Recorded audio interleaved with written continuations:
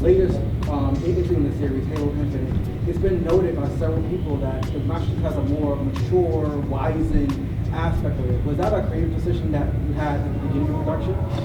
Yeah, so mature and wise, of course, it's another way for saying he's a lot older, which he is. But yes, to answer your question, I think that was a conscious decision on my part. And I think also my director, Paul Crocker, we talked about that. And I think with the introduction of the weapon, I think it It was going out. Okay, we good? Okay. With the introduction of the weapon and the dynamic between the chief and his AI is a little different than it was with Cortana. So because of that, it became more of a, I guess, fatherly sort of relationship, in a way. And so yes, I think to accomplish that, I sort of approached it in that way, as a little wiser, a little, been through a few things, and was maybe try to impart some of that wisdom onto his new AI. Thank you. Next question. Oh, Yeah. Hey, my name's Alan. Hey, Alan. Nice to meet you. So, when you first voiced Master Chief, did you expect Halo to become like the face of Xbox? Well, no, is the short answer. The long answer is that not only did I not expect it, nobody at Bungie expected it, to the point where there was no plan to do a sequel.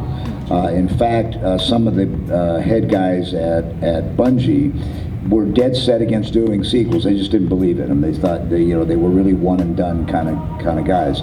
Well, Microsoft had another idea with the success of Combat Evolved, so they went right back and started working on Halo 2. But I had no idea, and to be honest with you, had completely forgotten about it. We did the session. It took Combat Evolved took, I think, maybe 2 or 3 sessions for me. And then we, as a voice actor, you move on, you go to the next thing. And because I wasn't involved in the gaming community, I'm not a gamer myself, I was unaware of how huge this thing was becoming until really over a year later. And I was at a friend's house, and their kids were playing Halo, and I recognized it. Oh, yeah. I said, I think I voiced a character in that game, and the kids said, who? And I couldn't remember his name. I said, I don't remember his name, but I think he was kind of the main guy in the game. And they said, Master Chief? I was, yeah, it was Master Chief. So 30 minutes later, there's, every kid in the neighborhood is at his front door with either an Xbox or a copy of their game wanting me to sign it. And that was my aha moment that, something was happening here that I had no idea was going on. Yes, you're As far as the live action Halo series, Yeah. What is your take on it? On the live action show, on the Paramount show, I really like it. Obviously, it's kind of a different experience for me than it would be for maybe anybody else. I think I was delighted when they decided to include Jen Taylor as Cortana. To me, there was no other. I don't know why it was even a discussion. There was no other option as far as I was concerned. She is Cortana. I think Pablo Schreiber does a great job as Chief. The storyline is obviously different. There is some connection to the original canon, and then there's a lot that has nothing to do with the storyline in the game.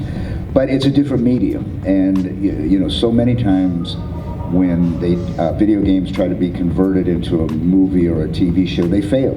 And one of the reasons they fail is because they just basically try to do the game they're 2 different mediums. So I think they made a wise decision to approach Halo, the television show, as a different entity than Halo, the game.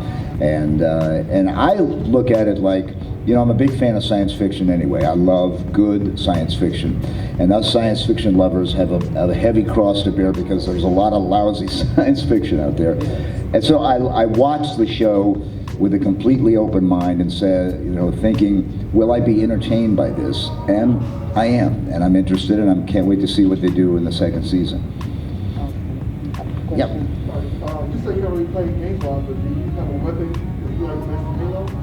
Do I have a favorite weapon? Yeah, a plasma rifle. I like it, and I have one at home. And I really like it. It doesn't have real plasma. It doesn't shoot real plasma, but I kind of like the style of it, and you know, whenever the chief has a chance to get his hands on one, and the battle rifle, of course, is great. But yeah, I think probably I'm partial to the plasma rifle when I can. Yeah. Have you ever had a chance to dress up as Master Chief? Never, and nor will I ever.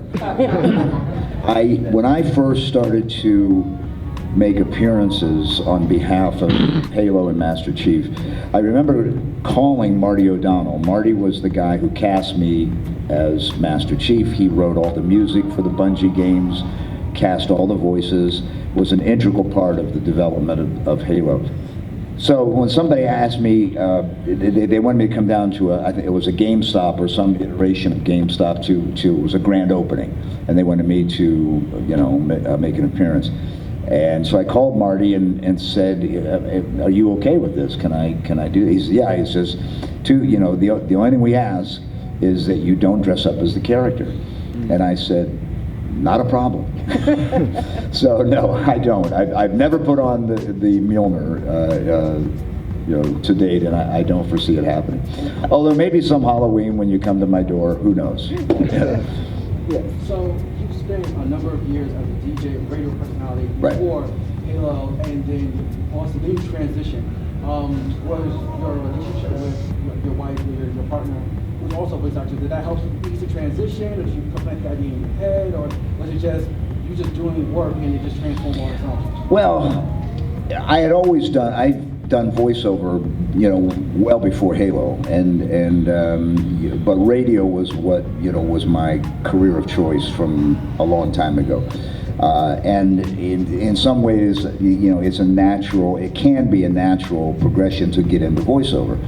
And early in my radio career, I actually fell in love with the production part of you know, producing commercials or shows or whatever, and I fell in love with that part of it.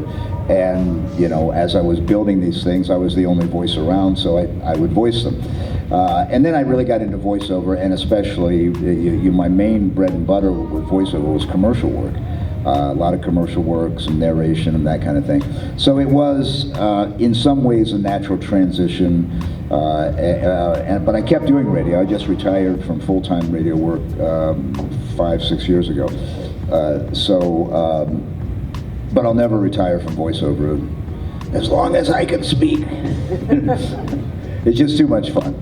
Yeah. So what would you say is your favorite performance as Chief throughout all the games? There's two that immediately come to mind.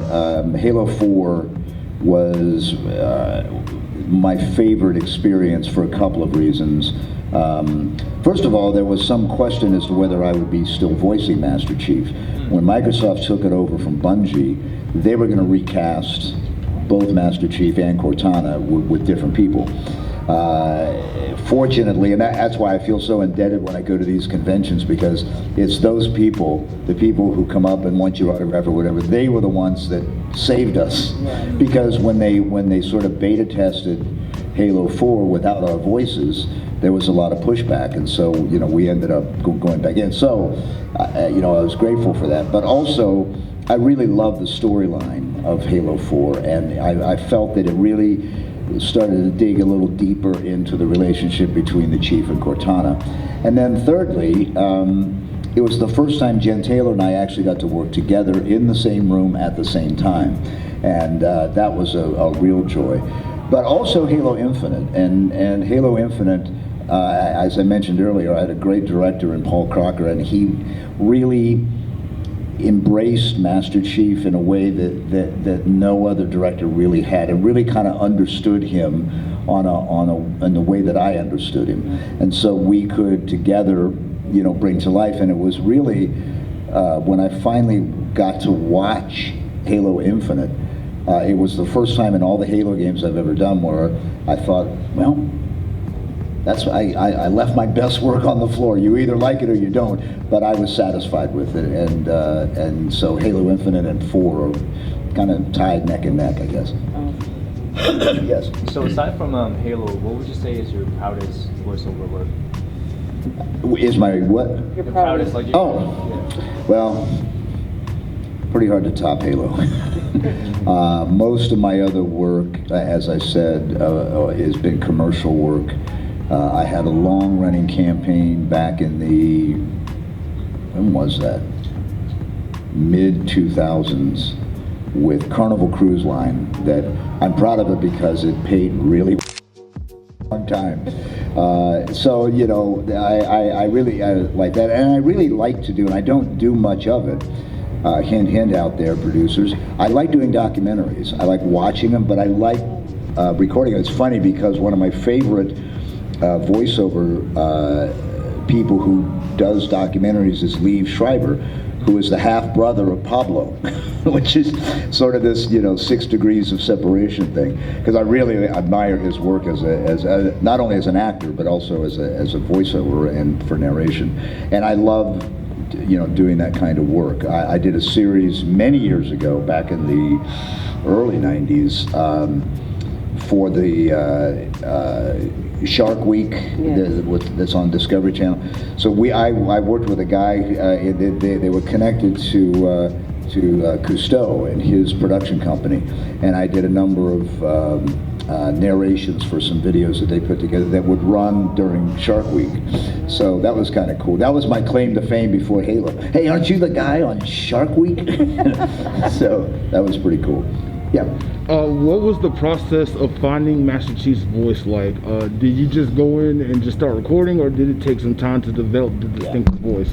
We, when I came in for the first sessions, Marty O'Donnell and I sat down, and there was no visual for me to look at. I didn't even know what Master Chief looked like.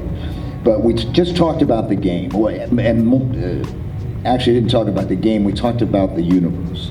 We talked about the Halo universe. This is what Marty understood it to be, and what Master Chief's role in it was. And so I could get sort of a picture of what was going on here, and then who Master Chief was. He was a super soldier, and he didn't say much, but when he did, somebody usually died. Yeah. And his main direction on where we launched it, from my point of view, was he said, think of Clint Eastwood when Clint Eastwood did what they used to call the spaghetti westerns for a few dollars more and a fistful of dollars, and even Dirty Harry. He said, think of that, because if you remember, in those movies, he never spoke much, hardly at all. But when he did, somebody usually died. So that was my launching point for Halo or for Master Chief, and from that, I sort of grew into, giving him his own voice. So, can you recall anything that stood out to you in the role of Master Chief came to you? Anything that stood out to me? Right.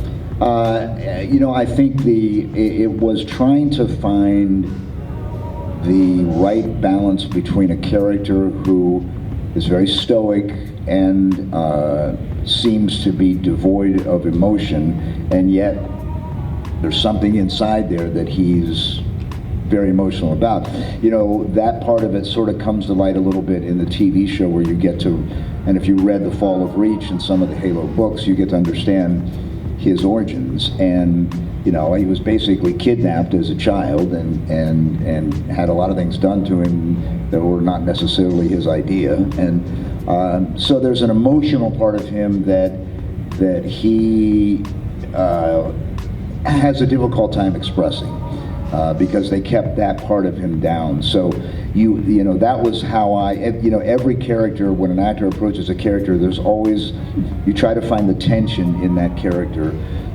to convey that to the audience. And to me, that was the tension of Master Chief is, you know, a seemingly emotionless person who had a lot of emotion there and just didn't know how to sort of navigate it. So that's kind of how I approached him.